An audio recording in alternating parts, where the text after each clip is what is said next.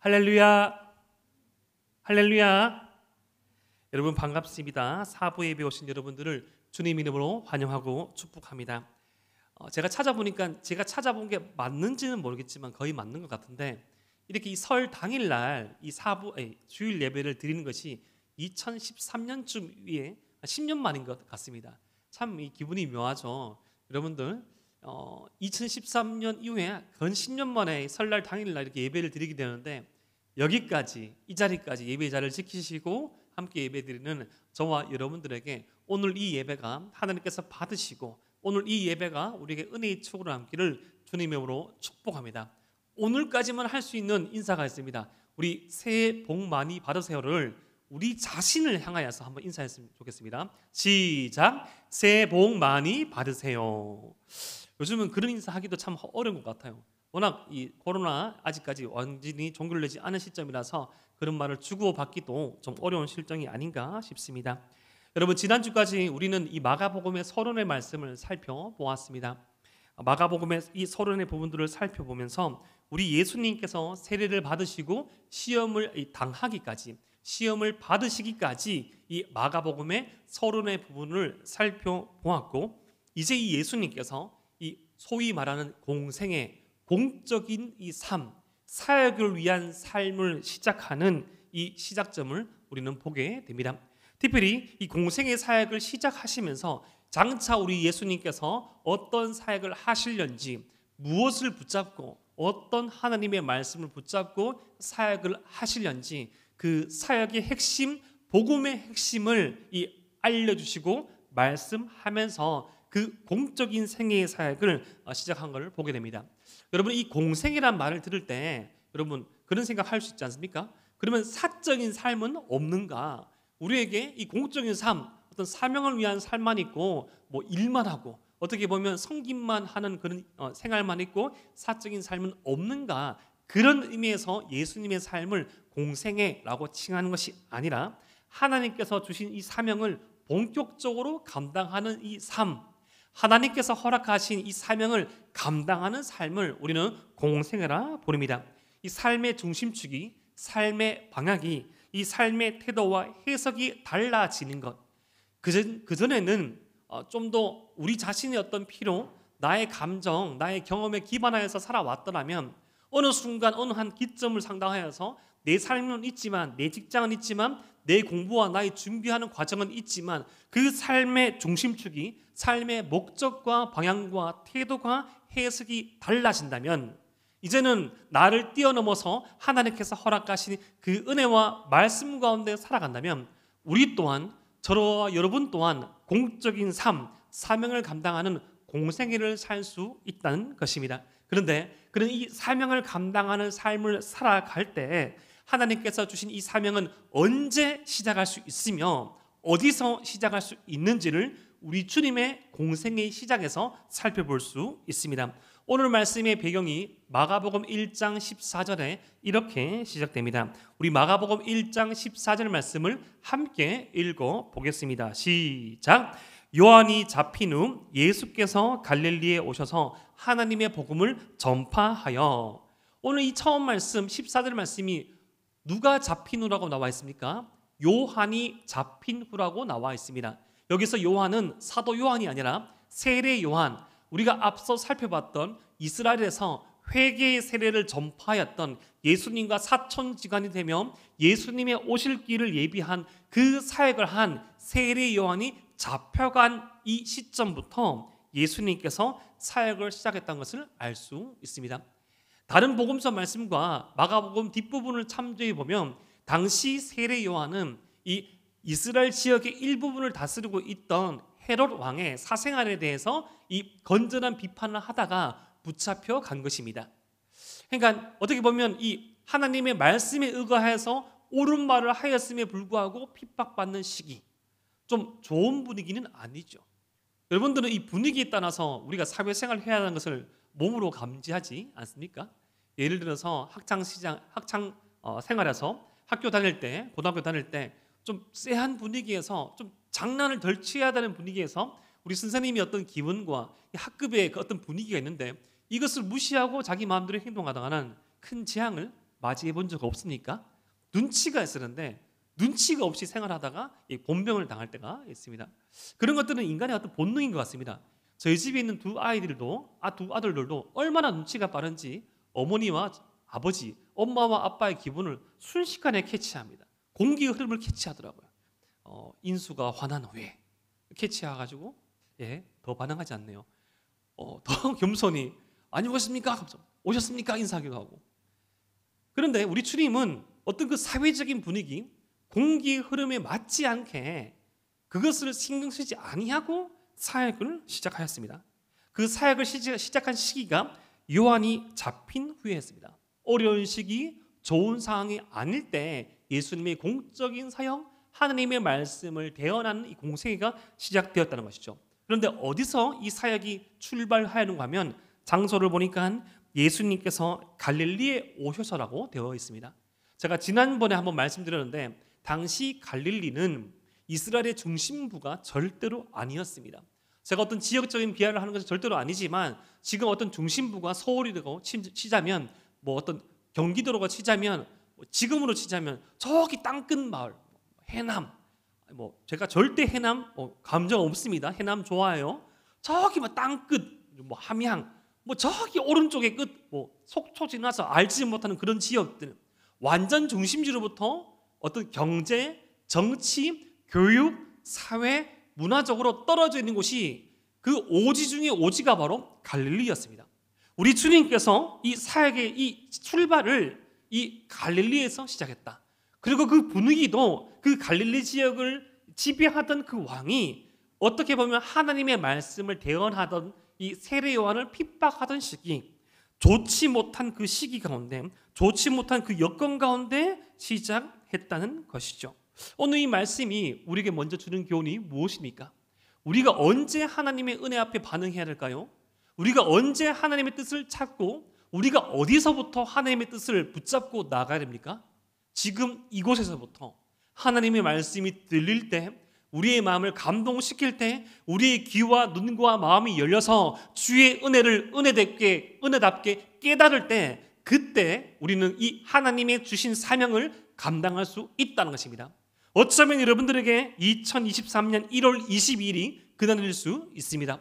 어쩌면 여러분들에게 오늘이, 어쩌면 여러분들에게 그 장소가 그 사명을 발견한 장소일 수 있습니다. 사명을 시작할 곳일 수도 있다는 것입니다.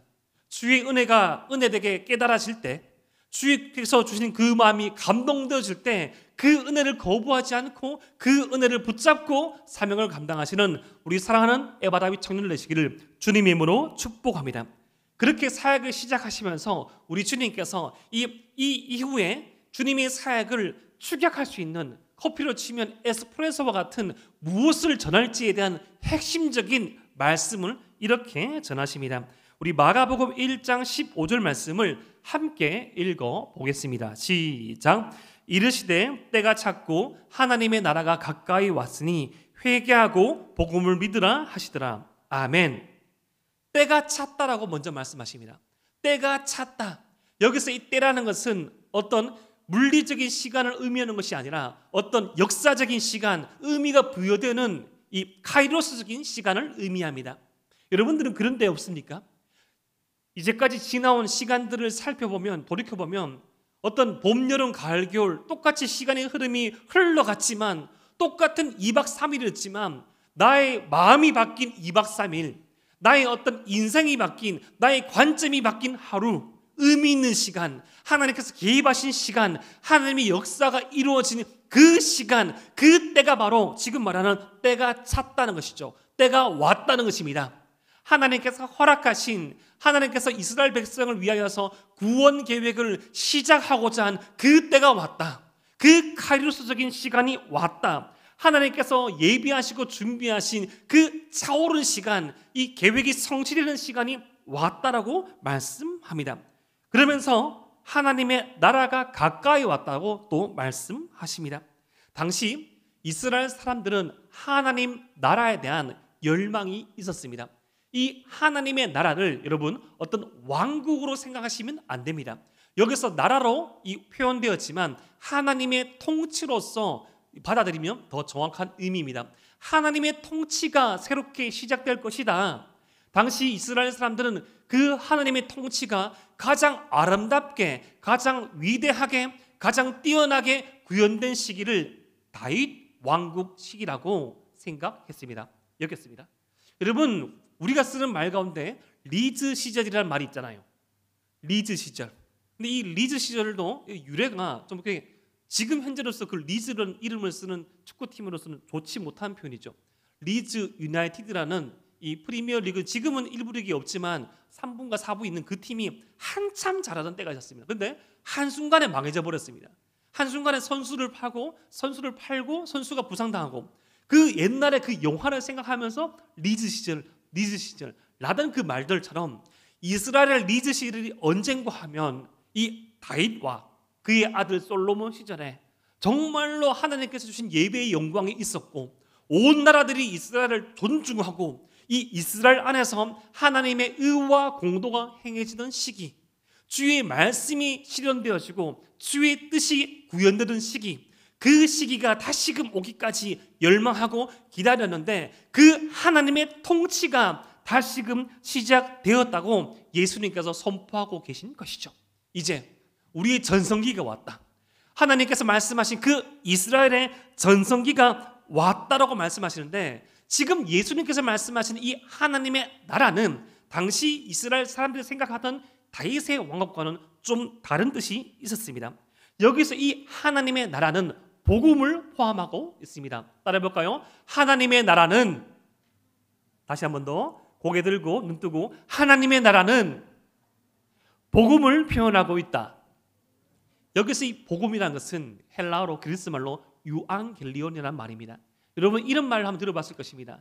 이 그리스 도시국가 연합이 페르시아 나라와 페르시아 제국과 싸울 때 원래 어떤 전력으로서는 이길 수 없는 전쟁이었어요.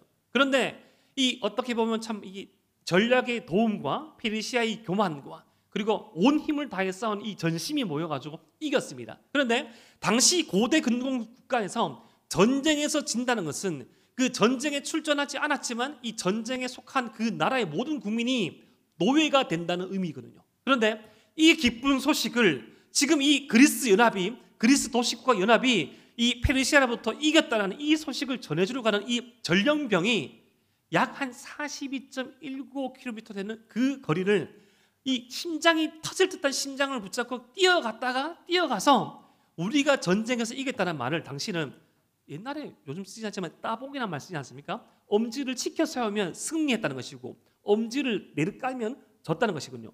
막 그렇게 42km 정도를 되는 이 거리를 뛰어온 이 전령이 엄지를 치켜 세우면서 우리가 이겼습니다. 이것이 바로 복음입니다. 복된 소식입니다라는 말을 하고 죽었다는 이 사건으로부터 마라톤 시합이 유래됐다는 말이 있죠. 그때 이 복된 소식이 바로 여기서 나오는 이 복음의 어떤 이 사전적인 의미입니다. 한 나라의 국가가, 한 도시의 국가의 국민들이 이 전쟁의 어떤 결과에 따라서 엄지를 치켜 세우는 승리를 얻게 되면 자유인이 되고, 엄지를 내리면 한 제국의 어떤 노예가 되고 자유가 없는 인생이 되는, 여러분 자유가 없다는 거, 여러분 시간을 내 마음대로 쓰지 못한다는 거, 나의 어떤 물질 재화, 나의 의지가 반영되지 않는 삶을 살아간다는 거 참으로 힘든 일입니다.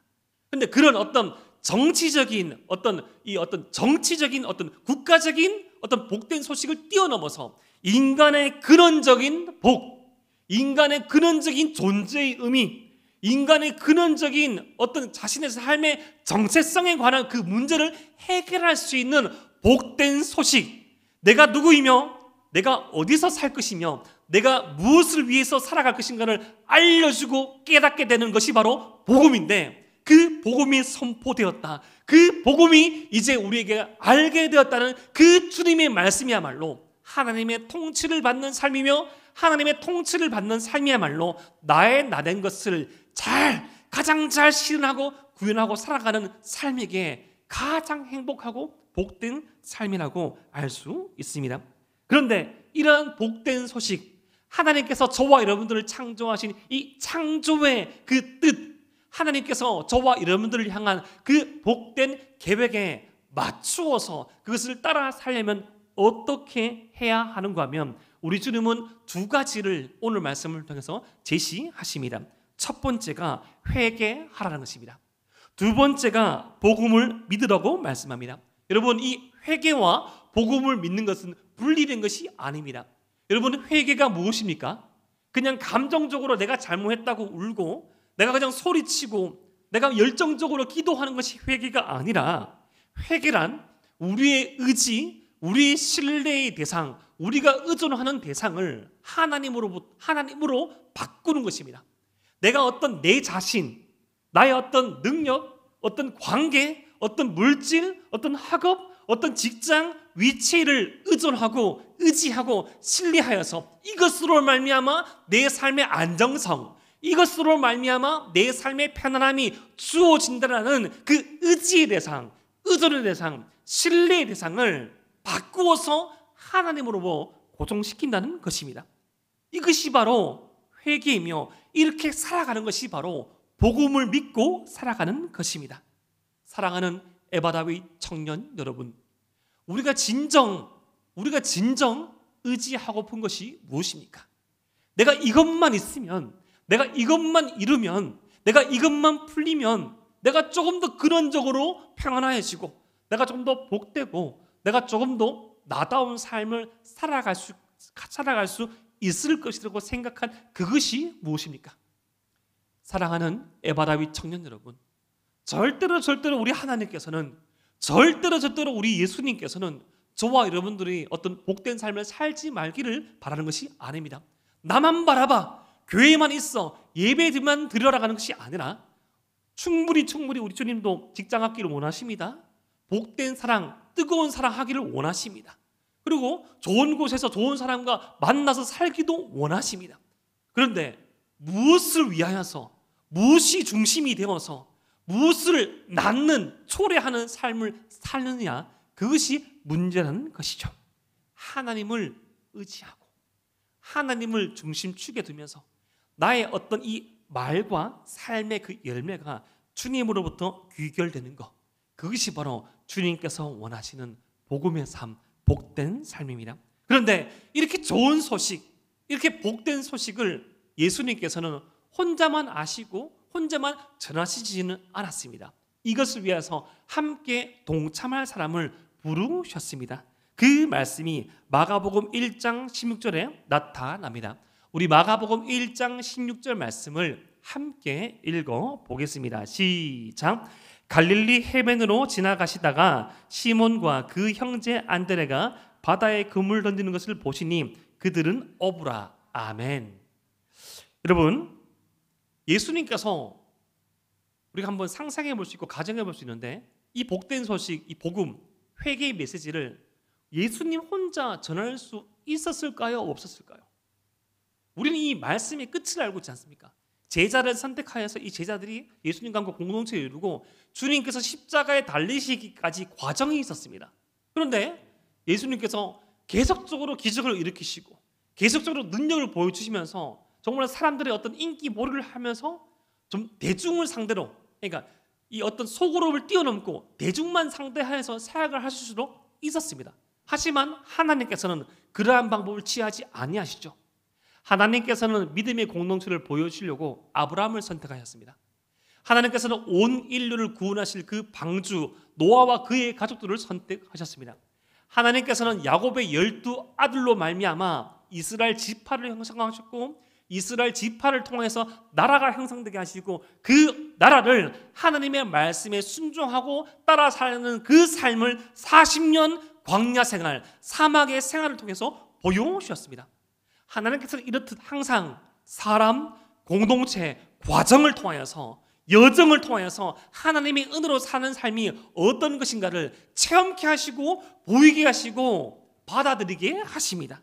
그런데 예수님께서 활동할 당시 예수님처럼 어떤 진리의 말씀을, 하나님의 나라를 말하는 사람들은 많았습니다. 그런데 그 사람들은 제자들을 모집할 때 예수님처럼 모집하지 않았습니다.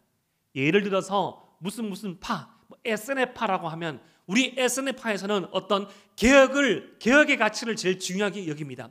우리 쿰난 공동체에서는 영성을 제일 중요하게 여깁니다. 광고를 내는 거예요. 그래서 제자가 되고 싶은 사람, 하나님에 대해서 더 많이 알아가고 싶고 닮아가고 싶은 사람이 그 어떤 파들이 스승이 내세운 가치를 보고 그 가르침을 보고 이 지원하고 따라갔습니다. 그런데 예수님께서는 그렇게 사람에게 알리거나 사람으로에게 어떤 구분하지 않았습니다.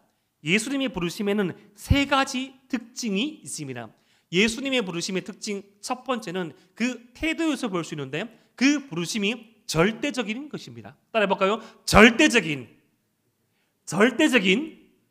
부르심. 사랑하는 에바라비 청년 여러분, 저와 여러분들이 지금 이 자리에 앉아 있는 것은 우리 의지 때문일까요? 아니면 주님의 계획하심 때문일까요?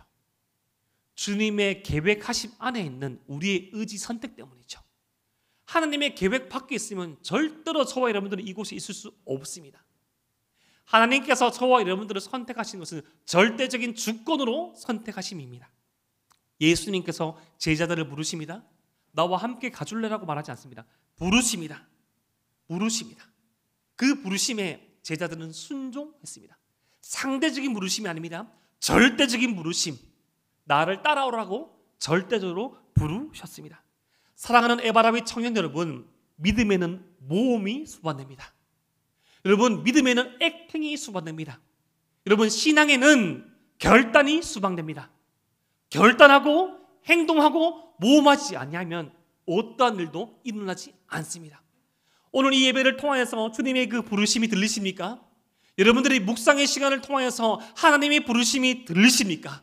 그렇다면 반응하십시오. 그 절대적인 부르심에 신앙의 모험을 감행할 때 역사는 이루어집니다. 두 번째, 예수님의 부르심의 두 번째 특징은 바로 목적이 달랐습니다. 당시 부르심은 어떤 이 목적이 사람으로부터 차별화되는 것, 내가 더 뛰어나는 것, 내가 군림하는 것인데 예수님의 부르심의 목적은 바로 섬김이었습니다. 마가복음 10장 45절 말씀을 함께 읽어봅시다. 시작. 인자가 온 것은 섬김을 받으려 함이 아니라 도리어 섬기려 하고 자기 목숨을 많은 사람의 대속물로 주려 함이라. 아멘. 마가복음 10장 45절 말씀은 마가복음 말씀의 요절입니다. 마가복음 가운데 예수님의 삶, 사역, 예수님의 십자가를 추격하여서 한 절의 말씀으로 요약하자면 바로 10장 45절 말씀입니다. 예수님께서 이 땅 가운데 오신 목적이 무엇인가 하면 섬김을 받으려 하는 것이 아니라 섬기려 하고 예수님의 목숨을 다른 사람들의 대속물, 죄를 속해주는, 죄를 사해주는 제물로 주기 위해서 왔다. 하나님을 사랑하는 저와 여러분들이, 예수님의 소위 제자라고 여기는 저와 여러분들이 어떠한 삶을 지향하고 선택해야 하는고 하면 바로 섬김을 받는 삶이 아니라 섬기려 하는 삶이라는 것이죠. 나만의 행복을 위해서 누리는 삶이 아니라 나의 삶의 때로는 일부분, 점진적으로 전부까지도 떼어버릴 수 있는 그런 자세를 가지고 살아가는 삶으로서 주님께서 저와 여러분들을 부르셨다는 것입니다. 이 목적, 부르심의 목적은 바로 섬김이었습니다. 그렇게 제자들을 사람을 낚는 어부로 부르셨습니다.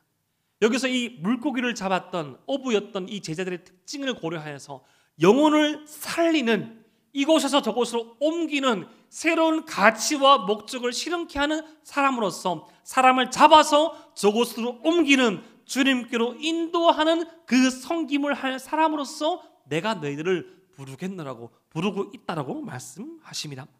예수님의 부르심의 세 번째 특징은 그 부르심의 열매가 차이가 납니다. 그 열매는 바로 공동체였습니다. 여기서 이 네 명의 어부를 부르시죠. 두 명의 형제였고 서로 알고 있었습니다. 여러분, 그런데 착각하시면 안 됩니다. 어부라고 하여서 당시 아주 이게 중하위층, 하위층의 그런 사람은 아니었고, 어부라고 불리지만 어업에만 종사한 사람들이 아니라 당시 지중해 연안에 있던 무역업을 함께 하던 사람이었습니다. 자신의 배를 소유하고 있던 이 베드로와 야고보와 요한, 안드레들은 이 지중해 무역을 같이 감당하면서 그 당시 국제어였던 이 헬라어를 할 수 있는 사람, 지금으로 치자면 무역 상사의 어떤 직원과 같은 어떤 직업이었습니다. 어부였지만 무역업도 함께 하고 있는 역할을 감당하고 있었죠. 그런데 이 두 명과 두 명은 서로 아는 사람이었는데 같이 불렀을 때 주님께서는 그들로 하여금 공동체를 이루게 하셨습니다. 여러분, 지금 MZ세대의 최대의 어떤 특징이 개인주의라고 하였죠. 개인주의, 피해를 받지도 않고 피해를 주지도 않는 것. 이러한 삶들이 나노화된 이 사회의 특징을 반영하고 있고, 나노화된 사회가 1인 가구가 전개되고 1인 어떤 식품, 1인의 기호를 아주 중요시 여기는 사회라고 말씀드린 적이 있죠. 그런데 이 어떤 나노화된 사회, 개인주의는 한 끗만 달라지면 이기주의로 변질됩니다. 이기주의 특징이 뭡니까? 나의 이익을 제일 극대화시키는 사회 아닙니까? 여러분, 이기주의는 지금만 있는 것이 아니라 아담과 하와의 타락 이후에 가장 이 사람을 움직이게 했던 가치였습니다. 내가 제일 중요하죠. 내가 제일 사랑받아야 되고, 내가 덜 피해받아야 되고, 내가 제일 많이 존중받아야 합니다. 그런데 그런 이 나가 만나면 참 힘이 들죠. 그래서 공동체를 이루기가 힘이 됩니다. 하지만 하나님께서는 이 창세기부터 이 요한계시록까지 항상 하나님의 백성을 공동체로 대하시고 부르셨습니다.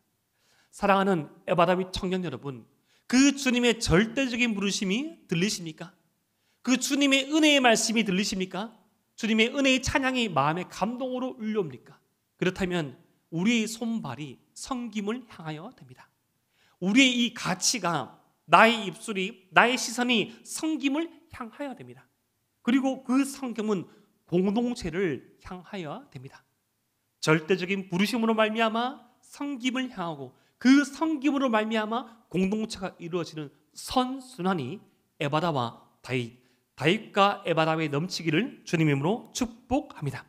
그런데 이런 이 주님의 이 절대적인 부르심, 성김을 향한 부르심, 공동체를 이루는 부르심에 예수님의 최초의 제자들이 어떻게 반응하였습니까? 그들은 지금 즉시 반응하였습니다. 저와 여러분들에게로 이런 주님의 부르심이 들릴 때 우리에게 필요한 자세는 뭔가 하면 지금 반응하는 것입니다. 우리 마가복음 1장 18절과 마가복음 1장 20절 말씀을 연달아 읽어 보겠습니다. 시작. 곧 그물을 버려두고 따르니라. 곧 부르시니 그 아버지 세베드를 품꾼들과 함께 배에 버려두고 예수를 따라가니라. 아멘. 예수님의 부르심이 들렸을 때 제자들의 반응 두 가지입니다. 곧 즉시 그물을 버려두고 예수님을 따랐습니다. 곧 부르시니 그 아버지 세베드를 품꾼들과 함께 배에 버려두고 예수님을 따라갔습니다. 사랑하는 에바다윗 청년 여러분, 효도를 하지 아니하는 불효자식이 아닙니다. 직장을 포기하는 어떤 광신도의 모습이 아닙니다. 지금 예수님께서 지금 이 말씀을 통하여서 지금 마가복음에서 이 말씀이 저와 여러분들에게 보여주고자 하는 것, 강조하고자 하는 것은 지금 반응하라는 것입니다. 지금, 나중이 아닌 지금 반응하라는 것입니다. 사랑하는 에바다윗 청년 여러분, 우리가 언제 은혜 받아야 합니까? 지금 은혜 받아야죠. 우리가 언제 주님을 사랑해야 합니까? 지금 주님을 사랑해야 합니다. 주님은 즉시, 곧 우리가 필요할 때마다, 주님의 계획에 맞을 때마다 주님께서는 우리를 사랑하셨습니다. 지금 반응하는 것이 필요합니다. 두 번째, 예수님의 부르심에 당한 합당한 반응, 두 번째는 바로 우선순위의 변화가 있었다는 것입니다. 마가복음 1장 18절과 20절 말씀을 다시 살펴보면 예수님의 최초의 제자들은 그물을 버려두고 아버지를 두고 품꾼들을 두고 예수님을 따랐습니다. 삶의 새로운 디자인이죠. 우선순위가 변화된 것입니다. 지금 예수님께서는 저와 여러분들에게 부모님을 버려두라고 지금 말하지 않습니다. 지금 우리 주님께서는 모든 것을 제쳐두고 교회에만 집중하라고 말씀하시는 것은 아닙니다. 지금 우리 주님께서 하나님의 말씀이 이것을 통해서 우리가 점검받을 수 있는 것이 무엇인가 하면 우리가 가장 중요하게 여기는 것이 무엇이냐를 한번 살펴보라는 것입니다. 여러분, 거울 앞에 우리 얼굴을 두면 우리 얼굴의 상태가 보입니다. 내 피부가 어떻고 내 머리 무새가 어떻고 내 피부톤이 어떤지 다 보이죠. 여러분, 몸의 검사를 하면, 인바디 검사를 하면 내 몸에 있는 체지방이 어떻고 수분 함량은 어떻고 근육량은 어떤지 다 드러나게 됩니다. 지금 하나님께서 말씀을 통해서 저와 여러분들에게 말씀하자고 하는 것은 지금 우리의 삶이, 우리 마음의 중심이, 우선순위가 어떠냐는 것입니다. 주님께서는 만사체 제쳐두고 나만 따라가라고 하지 않으십니다. 주님께서는 지금 학업 포기하고 취업 포기하고 직장생활 포기하고 예수 전당 불신종만 항상 외치라고 말씀한 것도 아닙니다. 내가 지금 무엇 때문에 그렇게 살아가고 있고, 너가 지금 무엇 때문에 지금 이렇게 마음 쓰고 있고, 내가 지금 무엇 때문에 그렇게 힘쓰고 있는지를 한번 살펴보라는 것입니다. 이들은, 베드로와 야고보와 요한과 안드레는 평생을 이 갈릴리 바다에서 그물을 던지고 낚는 어부이자 무역업에 종사하였습니다. 예수님께서는 그들의 어떤 근원적인 어떤 허전함, 근원적인 어떤 문제를 알고 계셨죠. 그렇게 예수님의 부르심에 즉각적으로 반응한 것입니다. 이제는 사람을 낚는 어부가 되게 하리라. 진정으로 그들이 고민하고 진정히 그들이 참 몸부림치고 애쓰던 그 삶에 답을 주신 것이죠. 그래 베드로야, 그래 야고보야, 요한아, 안드레야, 그래 너희 그 삶의 근원적인 그 문제를 내가 해결해 주겠다. 나를 따라오라. 이제는 어떤 어획량의 일희일비하는 삶이 아니라 이스라엘 사람으로서 이해할 수 없는 이 로마 제국의 지배를 받는 이것을 초월하는 정치적인 해방만을 꿈꾸는 것이 아니라 근원적인 삶의 목마름, 근원적인 삶의 굶주림을 내가 해결해 주겠다. 내가 너로 하여금 사람을 낚는 어부가 되게 하리라. 그 말씀이 들려졌을 때 베드로도 가족이 소중했죠. 야고보도 그 직업이 소중했죠. 하지만 잠시 그 자리에 두고 주님을 따랐다는 것입니다. 잠시 우선순위를 바꿔두고 삶의 중심축에 내 가장 마음속 깊은 이 서랍장에 주님의 은혜를 두고 주의 말씀을 두고 재정립하기 시작했던 것입니다. 여러분, 요즘 우리가 어떻게 살아가고 있는지 한번 삶을 한번 기록해 보시면 우리의 삶이 드러나게 됩니다. 내가 무엇 때문에 힘들어하고, 내가 무엇 때문에 땀을 흘리고 있고, 내가 무엇 때문에 안절부절하고 있는지를 한번 기록해 보십시오. 어디에 시간을 많이 쓰고 있고, 어디에 물질을 많이 쓰고 있고, 어떤 사람을 만나고 있는지를, 그리고 하나님과의 그 시간, 하나님과의 그 만남, 하나님을 향한 그 계획들을 한번 살펴보십시오. 신앙은 절대 우리의 시간과 의지와 선택을 초월하여서 그 신앙이 성숙하거나 성장하지는 않습니다. 오늘 말씀의 적용을 이렇게 내리고 싶습니다. 복음 앞에 즉시 반응하는 우리가 되자. 복음 앞에 즉시 반응하는 에바다 다윗 청년들 되기를 주님으로 축복합니다. 그 절대적인 부르심, 성김을 위한 부르심, 공동체를 향한 부르심에 순종하는 저와 여러분 되시기를 주님으로 축복합니다. 그때 우리의 삶을 조금씩 리뉴얼 될 것입니다. 그때 비로소 우리의 삶은 조금씩 아주 천천히 하지만 질적으로 다른 그 삶을 살아가게 될 것입니다. 사랑하는 에바 다윗 청년 여러분, 에바다 수련회, 다윗 수련회 우리의 삶의 우선순위를 두길 원합니다. 하나님을 만나는 것에, 하나님을 알아가는 것에 우리의 삶의 중심축을 둡시다. 그리고 우리가 얼마만큼 하나님을 신경 쓰고 있는지, 내가 얼마만큼 하나님을 향하여서 내가 믿음의 선포를 하고 있는지, 믿음의 말씀을 듣고 있는지, 그 말씀과 그 은혜 앞에 몸부림치고 있는지를 살펴보길 원합니다. 하지 못했다면 하면 됩니다. 하지 않았다면 하면 됩니다. 내가 주님께 아뢰지 않았다면 입술을 열어서, 마음을 열어서 주님께 아뢰면 됩니다. 그때 그 부르심이 내 귓가에, 내 마음속에 들려질 것입니다. 내가 너로 하여금 사람을 낚는 어부가 되게 하리라. 이전과는 다른 삶으로 너의 직장에서, 너의 학교에서, 너의 가정에서 네가 할 그 사명이 있단다 라는 그 부르심이 우리 마음판에 새겨지게 될 것입니다. 누구에게? 오늘 이곳에서 하나님의 말씀 앞에 반응한 자에게, 누구에게 삶의 우선순위를 변화시키고 주의 말씀 의지하고 나가는 저와 여러분들에게 그 선한 변화는 출발되게 될 것입니다.